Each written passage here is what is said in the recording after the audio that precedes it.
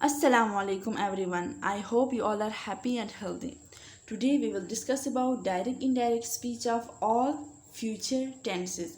जो हमारे पास future tenses है, future simple, future perfect, future continuous and future perfect continuous. तो ये सारे tenses direct से indirect speech में कैसे change होते हैं. Okay, future simple tense changes into future simple tense में जो हमारे पास चेंजेस के लिए हम यूज़ करते हैं वो है विल. हम फ्यूचर टेंस में तो कोई वर्ब का सच फॉर्म हमारे पास नहीं होता है, तो विल जो हमारे पास फ्यूचर टेंस में है वो इनडायरेक्ट स्पीच में जाके वुड में चेंज होगा, जिसको हम डिटेल में डिस्कस कर चुके हैं. डायरेक्ट इनडायरेक्ट नरेशन के फर्स्ट लेक्चर में हमने ये सारा कुछ डिटेल में डिस्कस किया है, रूल्स रेगुलेशन चेंजेस जो भी करने थे. अब यहाँ पे हम सिर्फ सेंटेंसेस पे गौर करेंगे. ओके, फ्यूचर सिंपल टेंस में जो विल है वो चेंज होगा इनडायरेक्ट स्पीच में वुड में. लुक कैसे. He said I will go to bazaar. He said that he would go to bazaar. He said that, ये वही प्रोसीजर है, वही रूल्स हैं. देन आई विल, आई को आपने चेंज किया ही में, बिकॉज ही की बात हो रही है, प्रोनाउन आपका चेंज हो गया. वुड गो टू बाजार, विल की जगह आपने वुड लगाया. एज सिंपल इज दैट, कोई मुश्किल नहीं है. She said I will not waste time. She said that she would not waste time. The boy said I will come first. COME, I will come first. The boy said that he would come first. Ali said I will study harder. Ali said that I would study. Ali said that he would study harder. I नहीं होगा, यहाँ पे ही है. यहाँ पे अगर आपको tense की समझ है तो आपको इसकी भी समझ आ गई होगी. तो सिंपली हमने विल की जगह वुड लगाया है. फ्यूचर सिंपल का विल जो है इनडायरेक्ट में जाके वुड में चेंज होगा. यहाँ पे सिर्फ इतनी सी बात है.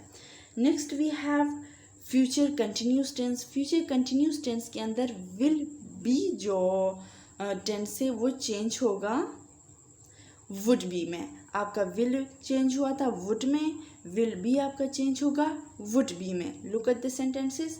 Ali said I will be making the dinner.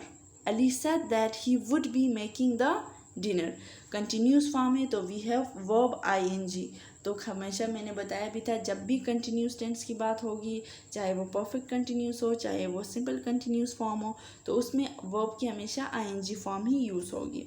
They said we will not be fighting again. They said that we would not be fighting again. Will की जगह वुड भी यूज हुआ. She said I will be helping my mother. She said that she would be helping her mother. तो simple यहाँ पे will be की जगह would भी यूज हुआ है. बाकी सारे चेंजेस, सारे रूल्स वही के वही हैं. सो कोई मुश्किल नहीं है. Next we have future perfect continuous tense.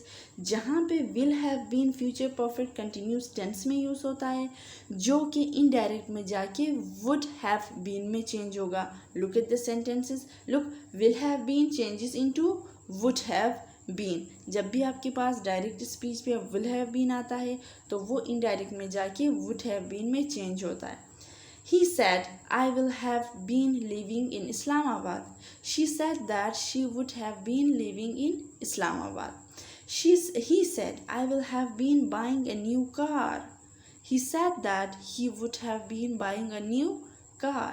You said, I will have been swimming. You said that you would have been swimming. तो यहाँ पे कोई वो लॉजिक वाली बात नहीं है. जो चेंजेस, जो रूल्स हम डिस्कस कर चुके थे वही के वही है. हम यहाँ पे सिर्फ प्रोनाउन को चेंज कर रहे हैं. विल हैव बीन की जगह वुड हैव बीन लगा रहे हैं. कॉमास वगैरह हटा रहे हैं, इन्वर्टेड कॉमास हटा रहे हैं. वही के वही रूल्स है. सिर्फ इतनी सी बात है कि आपको टेंसेस क्लियर होने चाहिए इनको समझने के लिए. Next we have future perfect tense. अब फ्यूचर परफेक्ट टेंस में हमारे पास विल हैव है जो कि चेंज होगा वुड हैव में. Look, she said I will have cooked the food. She said that she would have cooked the food. He said I will have cleaned my room. He said that he would have cleaned his room. Sarah said I will have called a doctor. Sarah said that she would have called a doctor, sorry. Okay, अब देखिए, मैंने आपको that की बात की थी कि that is an optional. अगर आप दैट लगाते भी हैं, नहीं भी लगाते तो नो इशू। मैंने लगाया है ताकि आपको इजीली समझ आ जाए। अगर यहाँ पे लास्ट वाला सेंटेंस देखिए, सारा sad she would have called the doctor, तो इसमें कोई मसला नहीं है, ये टेंस भी सही है। अगर आप ये लिखते हैं सारा sad that she would have called the doctor, तो ये भी सही है, इसमें कोई मसला नहीं है। अब फ्यूचर में बहुत सिंपल सिंपल हमने चेंजेस किए, बाकी जो प्रोनाउन था, जो मतलब इन्वर्टेड कॉमास हटाने का जो सीन है, वो रूल्स वही है। उसके अलावा हमने विल की जगह वुड लगाया, विल हैव की जगह वुड हैव लगाया, विल हैव बीन की जगह वुड हैव बीन लगाया, विल बी की जगह वुड बी लगाया। तो ये इन चीज़ों को समझने की ज़रूरत है। आई होप आपको इसकी समझ आ गई होगी, और इसमें मुश्किल तो कुछ भी नहीं है। लेकिन फिर वही बात मैं कहूँगी, अगर आपको टेंस क्लियर नहीं है तो आपको डायरेक्ट इनडायरेक्ट की समझ नहीं आएगी।